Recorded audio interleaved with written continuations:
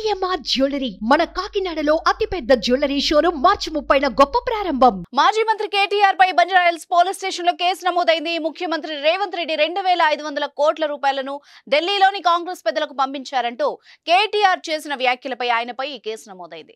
కాంగ్రెస్ నేత బత్తిన శ్రీనివాసరావు ఫిర్యాదు మేరకు ఐపీసీ 504, 505/2 కింద పోలీసులు కేసు నమోదు చేశారు.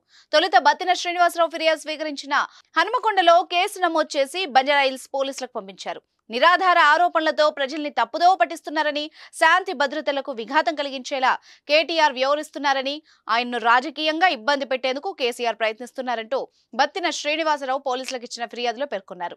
కేటీఆర్ ను అరెస్ట్ చేసి అతనిపై చట్టరీత్యా చర్యలు తీసుకోవాలని కోరారు. ఇటీవల సికింద్రాబాద్ లోక్సభ నియోజకవర్గ సన్నాహక సమావేశంలో కేటీఆర్ మాట్లాడుతూ రేవంత్ రెడ్డిపై సంచలన ఆరోపణలు చేసిన సంగతి తెలిసిందే.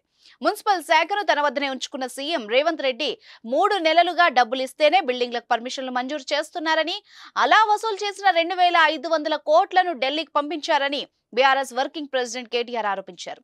ఓవైపు ఇసుక దందా, రైస్ మిల్లర్లు, మరోవైపు బిల్డర్లు, రియల్టర్లను బెదిరిస్తూ డబ్బులు వసూలు చేస్తున్నారని, జేబు దొంగలా కత్తెర జేబులో పెట్టుకుని తిరుగుతున్నాడని సెటైర్లు వేశారు. ఈ వ్యాఖ్యలపైనే కాంగ్రెస్ ఫిర్యాదు చేసింది. సుమన్ టీవీలో మీ పర్సనల్ అండ్ బిజినెస్ ప్రమోషన్స్ కోసం కింది నెంబర్కి కాంటాక్ట్ చేయండి.